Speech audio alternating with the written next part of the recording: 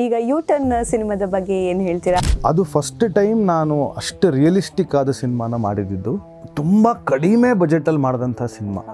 So police station complete ಮಾಡಿ ಮುಗಿಸಿದ ಮೇಲೆ ನಾವೆಲ್ಲ ಕೂತ್ಕೊಂಡು ಡಿಸ್ಕಸ್ ಮಾಡ್ತಾ ಇದು ಯಾಕೋ ವರ್ಕ್ ಆಗಲ್ಲ, ಈ ಥರ ಮಾಡಿದ್ರೆ ನಮ್ಮ ಬಜೆಟಲ್ಲಿ ಮಾಡೋಕ್ಕೆ ಸಾಧ್ಯನೇ ಇಲ್ಲ, ಬೇರೆ ಏನಾದ್ರು ಮಾಡಬೇಕು ಅಂತ ಯೋಚನೆ ಮಾಡಿ ಆವಾಗ ಪವನ್ನು ಏನು ಮಾಡೋಣ ನೀನು ಹೇಳು, ಸಜೆಸ್ಟ್ ಮಾಡು, ಏನಾದ್ರು ಇಷ್ಟು ದೊಡ್ಡ ಕ್ಯಾಮ್ರಾ, ದೊಡ್ಡ ಲೈಟಿಂಗ್ ಸೆಟಪ್ ಅವೆಲ್ಲ ಇಲ್ದಂಗೆ ಏನಾದ್ರು ಮಾಡಬೇಕು ಅಂತ. ಸರಿ ನಡಿಯಪ್ಪ, ಹಂಗಾರೆ 5Dಲೇ ಮಾಡೋಣ ಸಿನಿಮಾನ ಅಂದ್ಬಿಟ್ಟು. ಬಿಗ್ಗೆಸ್ಟ್ ನನ್ನ ಲರ್ನಿಂಗು ಯೂಟರ್ನಲ್ಲಿ ಏನು ಅಂದರೆ ಏನೂ ಇಲ್ಲದೆ ಹೆಂಗೆ ಮಾಡ್ಬೋದು ಅನ್ನೋದು ತುಂಬ ಚೆನ್ನಾಗಿ ಕಲ್ತ್ಬಿಟ್ಟೆ. ಏನು ಬರೀ ಒಂದು 2 ಟ್ಯೂಬ್ಲೈಟು, ಒಂದು ಬಲ್ಪು, ಈ ಥರದನ್ನು ಇಟ್ಕೊಂಡು ಒಂದು ಇಡೀ ಸ್ಪೇಸನ್ನು ಕ್ರಿಯೇಟ್ ಮಾಡಿ ಒಂದು ಸಣ್ಣ ಕ್ಯಾಮ್ರಾ, ಅಯ್ಯೋ ಇದ್ರಲ್ಲಿ ಮಾಡಿದ್ರೆ ಇಮೇಜ್ ಅಷ್ಟು ಚೆನ್ನಾಗಿ ಬರಲ್ಲ, ಥಿಯೇಟ್ರಲ್ಲಿ ಪ್ರೊಜೆಕ್ಟ್ ಮಾಡೋಕ್ಕೆ ಆಗೋಷ್ಟು ಒಳ್ಳೆ ಫಿಡೆಲಿಟಿ ಬರಲ್ಲ ಅಂತೆಲ್ಲ ಇದ್ದ ಟೈಮಲ್ಲೂ ಅದ್ಭುತವಾಗಿರೋ ಒಂದು ಇಮೇಜ್ ಕ್ವಾಲಿಟಿ ಕೊಟ್ವಿ.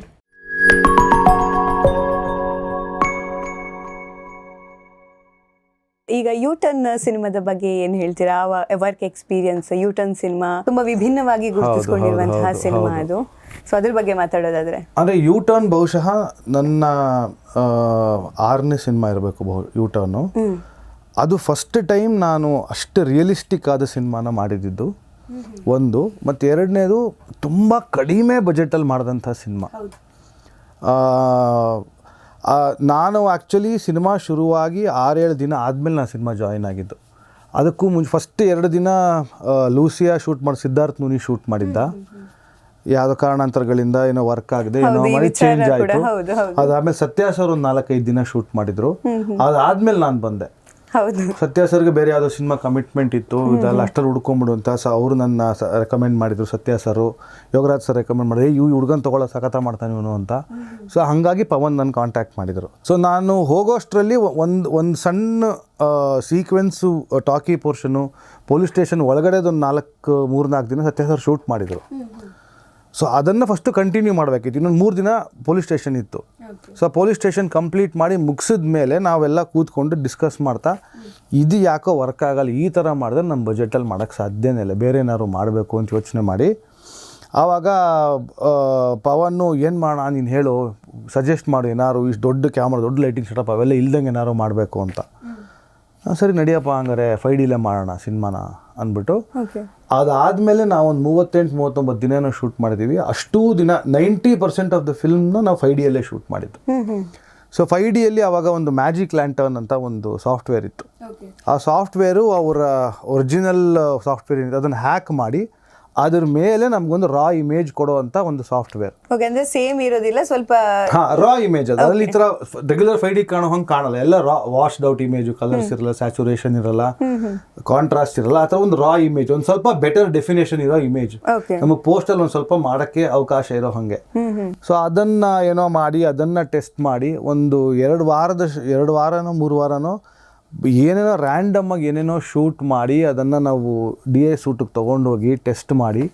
ರಾಜು ರೆಡ್ಡಿ ಅಂತ ನಮ್ಮ ಕಲರಿಸ್ಟ್. ಆವಾಗ ನಾನು ಅದಕ್ಕೂ ಮುಂಚೆ 4-5 ಸಿನಿಮಾ ಅವನೇ ಮಾಡಿದ್ದ.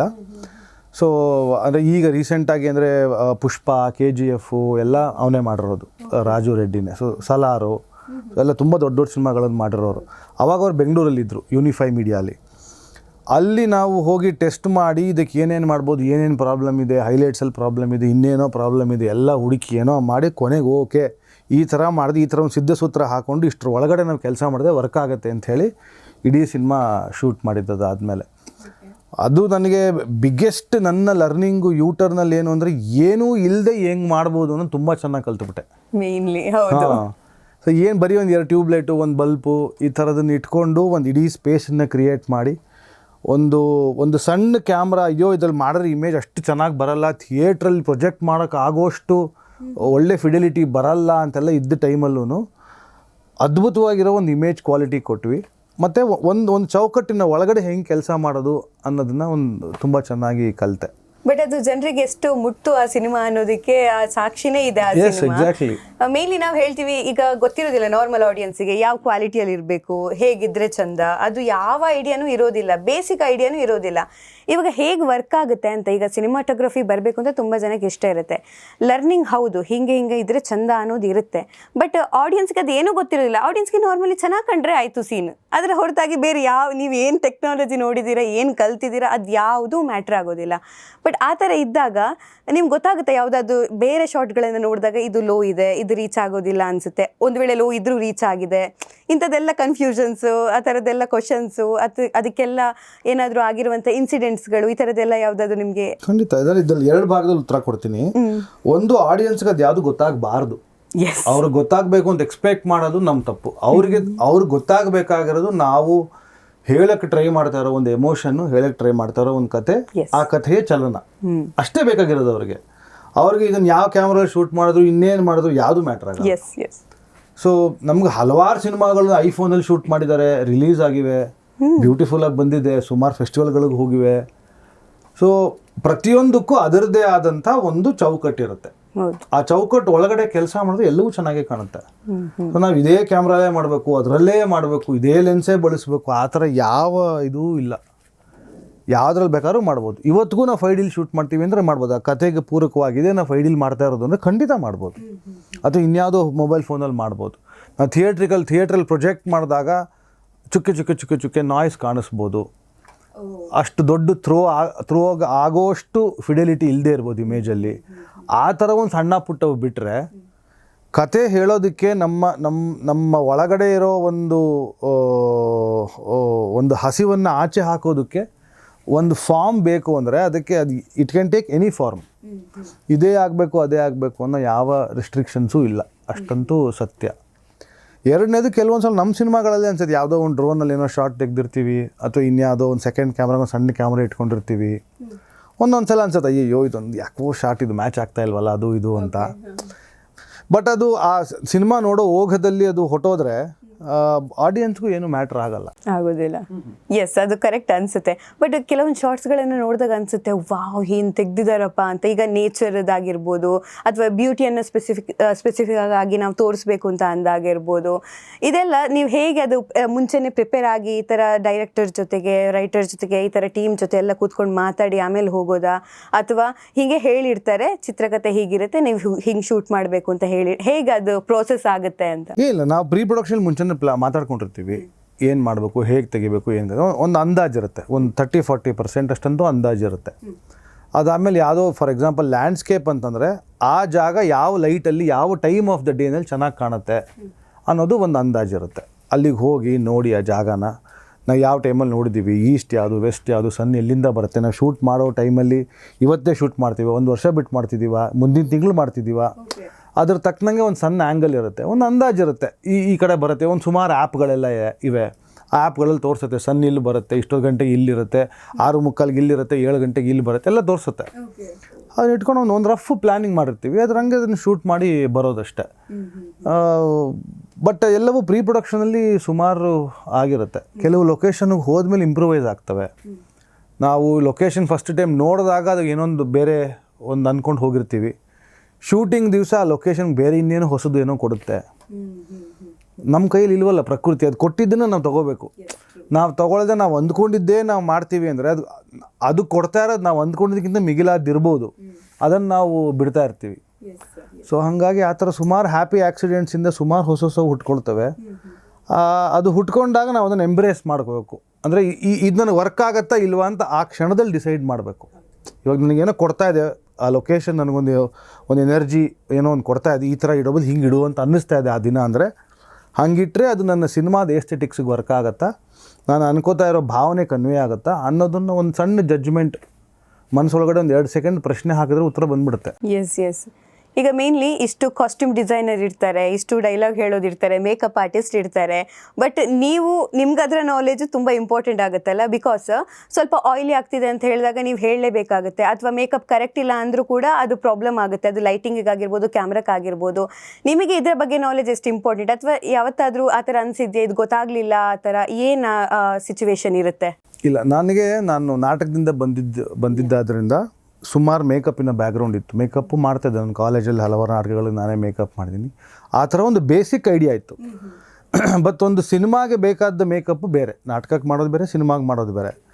ಆಮೇಲೆ ಸಿನಿಮಾಗೆ ಮಾಡುವಾಗ ಪ್ರತಿಯೊಂದು ಸಿನಿಮಾಗೂ ಬೇರೆ ಬೇರೆ ಇರುತ್ತೆ, ಎಲ್ಲದಕ್ಕೂ ಒಂದೇ ಥರ ಮೇಕಪ್ ಮಾಡೋಕ್ಕಾಗಲ್ಲ. ಈಗ ಫಾರ್ ಎಕ್ಸಾಂಪಲ್ ಸಪ್ತಸಾಗರ ಥರದ್ದು ಸಿನಿಮಾ ಅಲ್ಲಿ ಶುರುವಾತಲ್ಲಿ ಭಾಳ ಸುಂದರವಾಗಿ ಹೋಗ್ತಾ ಇರೋ ಒಂದು ಲೈಫ್ ಇದೆ.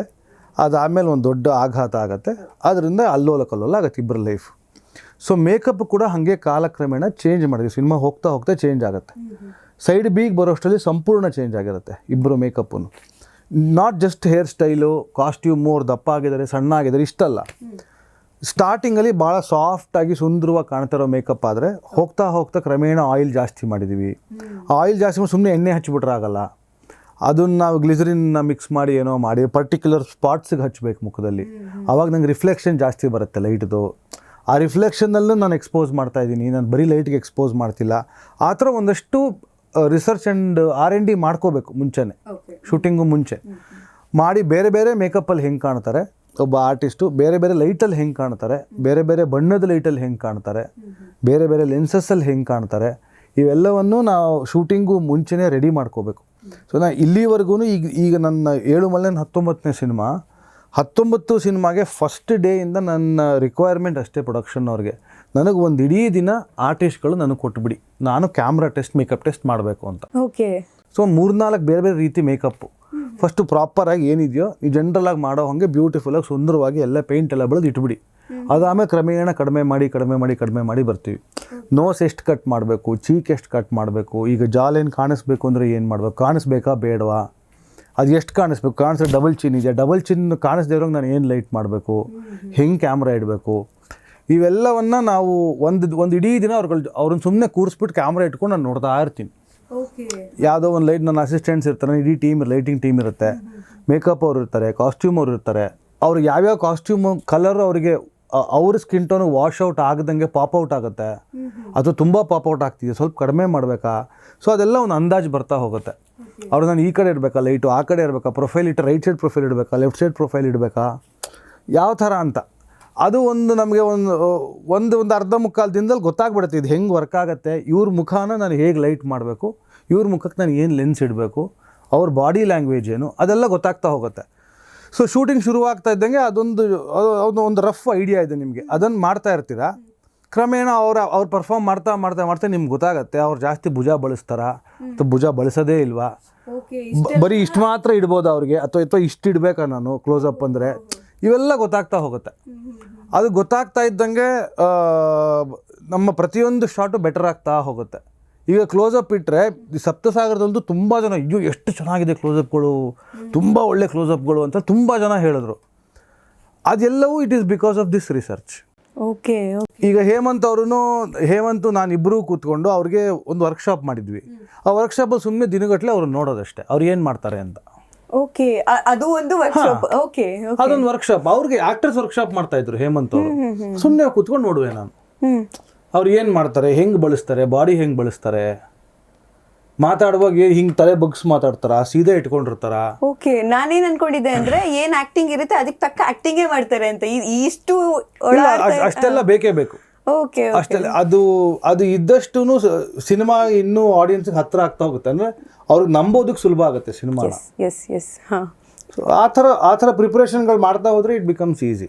ಎಸ್, ಬಟ್ ನಾವೆಲ್ಲ ಅನ್ಕೊಂಡಿದ್ವಿ ಸಿನಿಮಾ ಅಂತ ಹೇಳಿದ್ರೆ ಅವ್ರು ಅಲ್ಲೇ ಡೈಲಾಗ್ ಹೇಳ್ತಾರೆ, ಅಷ್ಟೇ ಮುಗಿತು. ಇಷ್ಟು ಹಿಂದಿನ ವರ್ಕ್ಗಳಿದೆಯಲ್ಲ, ಇಷ್ಟು ರಿಸರ್ಚ್ ಮಾಡಬೇಕು. ಇವನ್ ಕ್ಯಾಮ್ರಾ ವರ್ಕ್ ಅಂತ ಹೇಳಿದಾಗ್ಲೂ ಕೂಡ ಇಷ್ಟು ಯೋಚನೆ ಮಾಡಬೇಕು ಎಲ್ಲ ಆ್ಯಂಗಲಲ್ಲಿ. ಆ್ಯಂಡ್ ಮೇನ್ ಪಾರ್ಟೇ ಇದು ಸಿನಿಮಾದು. ಯಾಕಂದರೆ ಪ್ರತಿಯೊಂದು ಮೂಮೆಂಟ್ಸ್ ಆಗಿರಲಿ, ಆ್ಯಕ್ಟಿಂಗ್ ಸ್ಕಿಲ್ಗಳನ್ನು ಮಾಡ್ತಾರೆ, ಬಟ್ ಅದನ್ನು ತೋರಿಸೋರು ಇಂಪಾರ್ಟೆಂಟ್ ಆಗ್ತದೆ. ನಿಜ ಅಲ್ಲ, ಬಟ್ ಇಷ್ಟು ಮಾಡಲೇಬೇಕು ಅಂತ ರೂಲ್ ಏನಿಲ್ಲ. ನನಗಿಷ್ಟ ನಾನು ಮಾಡ್ತೀನಿ ಅಷ್ಟೇ.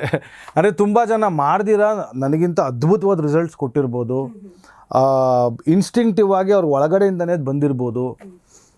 ನನಗೆ ಆ ಪ್ರೋಸೆಸ್ ಭಾಳ ಇಷ್ಟ.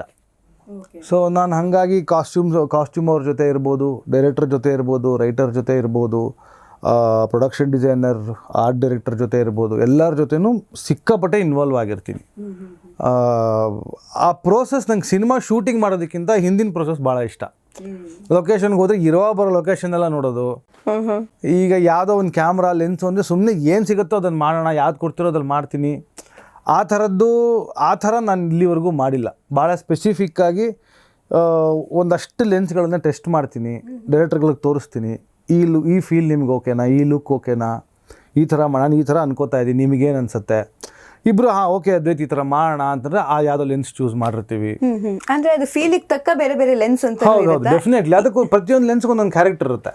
ಓಕೆ, ಅದು ನಂಗೆ ಸ್ವಲ್ಪ ಎಕ್ಸ್ಪ್ಲೈನ್ ಮಾಡ್ತೀನಿ. ಅಂದ್ರೆ ಸ್ವಲ್ಪ ಮೂಡ್ ಸ್ವಿಂಗ್ಸ್ ಆಗ್ತಿದೆ ಅಂದ್ರೆ ಬೇರೆ ಇರುತ್ತೆ. ಅಲ್ಲ, ಆ ಥರ ಅಲ್ಲ. ಅಂದ್ರೆ ಒಂದು ಇಡೀ ಸಿನಿಮಾಗೆ ಅಂತ ಒಂದು, it is not just for one shot ಅಥವಾ ಇದು ಫೀಲಿಂಗ್, ಕಾಮಿಡಿಗೆ, ಫೈಟ್ ಸೀನ್ಗೆ ಆ ಥರ ಅಲ್ಲ. ಒಂದು ಇಡೀ ಸಿನಿಮಾದ ಒಂದು ಆತ್ಮ ಇದೆಯಲ್ಲ, ಆ ಆತ್ಮನ ಒಂದು ಇದರಲ್ಲಿ ಹಿಡಿದಿಡೋದಕ್ಕೆ ಒಂದು ಪರ್ಟಿಕ್ಯುಲರ್ ಆದ ಲೆನ್ಸ್ ವರ್ಕ್ ಆಗತ್ತೆ ನಮಗನ್ಸರ್, ನಮ್ಮ ಲೆಕ್ಕದಲ್ಲಿ.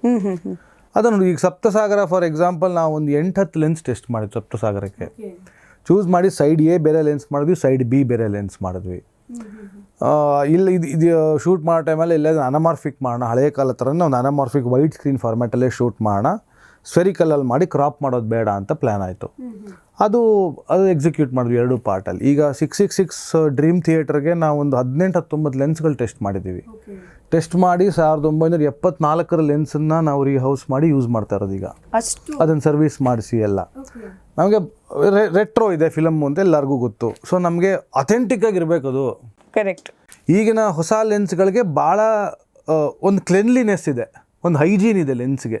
ಕ್ಲೀನಾಗಿ ಕಾಣುತ್ತೆ, ಎಲ್ಲಾನು ನೀಟಾಗಿ. ನಮಗೆ ನೀಟಾಗಿ ಕಾಣಿಸ್ಬಾರ್ದು ಅದು ಅಂತ. ಬಟ್ ನಾವು ಅದು ಎಡಿಟಿಂಗ್ ಅಲ್ಲಿ ಮಾಡೋಕ್ಕಾಗಲ್ವಾ? ಹಂಗೆ ಮಾಡೋಕ್ಕಾಗಲ್ಲ. ಓ ಹೌದಾ? ಆ ಥರ ಏನು ಎಡಿಟಿಂಗ್ ಅಲ್ಲಿ ಮ್ಯಾಜಿಕ್ ಮಾಡೋಕ್ಕಾಗಲ್ಲ, ಏನು ಮಾಡೋಕ್ಕಾಗಲ್ಲ. ನಾವು ಅದೇ ಪ್ರತಿಯೊಂದು ಲೆನ್ಸ್ಗೆ ಒಂದೊಂದು ಕ್ಯಾರೆಕ್ಟರ್ ಇರುತ್ತೆ. ಈ ಕೆಲವು ಲೆನ್ಸ್ಗೆ ಅದೊಂದು ಅಬರೇಷನ್ ಅಂತೀವಿ, ಅದು ಇಂಪರ್ಫೆಕ್ಷನ್ಸ್. ಆ ಇಂಪರ್ಫೆಕ್ಷನ್ಸ್ ನಮಗೆ ಬೇಕಾ ಬೇಡವಾ ಅನ್ನೋದು ಪಾಯಿಂಟ್ ಅಷ್ಟೇ. ನಮ್ಗೆ ಆ ಇಂಪರ್ಫೆಕ್ಷನ್ಸ್ ಇಷ್ಟ ಆಯ್ತು, ನಾವು ಬಳಸ್ತೀವಿ ಅಂದ್ರೆ ಬಳಸ್ಬೋದು. ಇಲ್ಲ ನಂಗೆ ಇದು ಇಷ್ಟ ಆಗ್ತದೆ, ನಂಗೆ ತುಂಬ ಕ್ಲೀನ್ ಆಗಿರೋ ಇಮೇಜೇ ಬೇಕು ಅಂದ್ರೆ ಕ್ಲೀನ್ ಆಗಿರೋ ಇಮೇಜ್. ಅದು ಅವರವರ ಇದಕ್ಕೆ ಬಿಟ್ಟಿದ್ದು, ಅವರವ್ರ ಟೇಸ್ಟ್ಗೆ. ನಾನು ಹೇಮಂತ್ ಅಂತೂ ಸ್ವಲ್ಪ ಇದು ಜಾಸ್ತಿ ಇದನ್ನು ಮಾಡೋದು. ನಾವು ಇರೋ ಬರ್ದನ್ನೆಲ್ಲ ಟೆಸ್ಟ್ ಮಾಡಬೇಕು, ಟೆಸ್ಟ್ ಮಾಡಬೇಕು. ಟ್ರೈ ಅಲ್ಲ, it is testing, proper scientific testing ಆಗುತ್ತೆ. ಟೆಸ್ಟಿಂಗ್ ಆಗಿ ಇಮೇಜನ್ನ ಸ್ಕ್ರೀನಲ್ಲಿ ಹಾಕಿ ನೋಡ್ತೀವಿ. ಇದು ಯಾಕೆ ವರ್ಕ್ ಆಗುತ್ತಿಲ್ಲ, ಈ ಕಾಂಟ್ರಾಸ್ಟ್ ಸರಿಗಿಲ್ಲ, ಇನ್ನೊಂದು ಏನೋ ಸರಿ, ಇದರಲ್ಲಿ ಏನೋ ಒಂದು ಗ್ಲೇರ್ ಚೆನ್ನಾಗಿದೆ, ಇನ್ನೊಂದ್ರಲ್ಲಿ ಏನೋ ಫೋಕಸ್ ಮಾಡಿದಾಗ ಬ್ರೀದಿಂಗ್ ಆಗ್ತಿದೆ, ಇದು ನಂಗೆ ಸರಿ ಇಷ್ಟ ಆಗ್ತಿಲ್ಲ, ಏನೇನೋ ಆ ಥರ ಒಂದಷ್ಟು ಪಾಯಿಂಟ್ಸ್ ಆಗ್ತವೆ. ಆಮೇಲೆ ಡಿಸೈಡ್ ಮಾಡಿ ಓಕೆ ಇದು ಪರ್ಫೆಕ್ಟ್ ಆಗಿದೆ ಮಾಡೋಣ ಅಂಥೇಳಿ ಆ ಲೆನ್ಸ್ನ ತೊಗೊಂಡು ಮಾಡೋದೊಂದು ದಟ್ಸ್ ಅನ್ ಎಂಜಾಯಬಲ್ ಪ್ರೋಸೆಸ್ ನನಗೆ, ಹೇಮಂತ್ಗೆ. ಇದು ನಿಜವಾಗ್ಲೂ ವೆರಿ ಇನ್ಫಾರ್ಮೇಟಿವ್. ಯಾಕಂದ್ರೆ ಐಡಿಯಾನೇ ಇರೋದಿಲ್ಲ, ಈ ಥರ ಲೆನ್ಸಿಗೂ ಒಂದು ಕ್ಯಾರೆಕ್ಟರ್ ಇರುತ್ತೆ, ಈ ರೀತಿ ಲೆನ್ಸನ್ನು ಬಳಕೆ ಮಾಡಬಹುದು ಅನ್ನೋದು ಕೂಡ. ಬಟ್ ನೀವು ಸ್ಟಾರ್ಟ್ ಮಾಡಿದಾಗ ಈಗ ಏನು ವ್ಯತ್ಯಾಸ ಇದೆ ನಿಮ್ಮ ಫೀಲ್ಡಲ್ಲಿ? ನನಗೇನು ಅಫ್ಕೋರ್ಸ್ ನಾಲೆಜ್ ಒಂದು, ಯಾಕಂದ್ರೆ ಅವಾಗ ಸಿಗೋದು ಬೇರೆ ವೇ ಇತ್ತು, ಇವಾಗ ಸೋಷಿಯಲ್ ಮೀಡಿಯಾ ಅನ್ನೋದು ಬಂದ್ಬಿಟ್ಟಿದೆ knowledge. Correct. But over all ನನಗೇನು ಅಂಥ ವ್ಯತ್ಯಾಸ ಅಂತ ಏನು ಅನಿಸಿಲ್ಲ. ಒಂದು ಏನಾಗಿದೆ ಅಂದರೆ ಫಿಲ್ಮ್ ಮೇಕಿಂಗ್ ಅನ್ನೋದು ಒಂದು ತುಂಬ ಡೆಮಾಕ್ರಟೈಸ್ ಆಗಿರುವಂಥ ಒಂದು ಪ್ರೋಸೆಸ್ ಆಗಿದೆ. ಅದು ಭಾಳ ಖುಷಿ ಆಗುತ್ತೆ. ಎಲ್ಲರೂ ತಮ್ಮ ಕತೆ ಹೇಳೋ ಒಂದು ಸ್ಥಿತಿಗೆ ಬಂದಿದ್ದೀವಿ.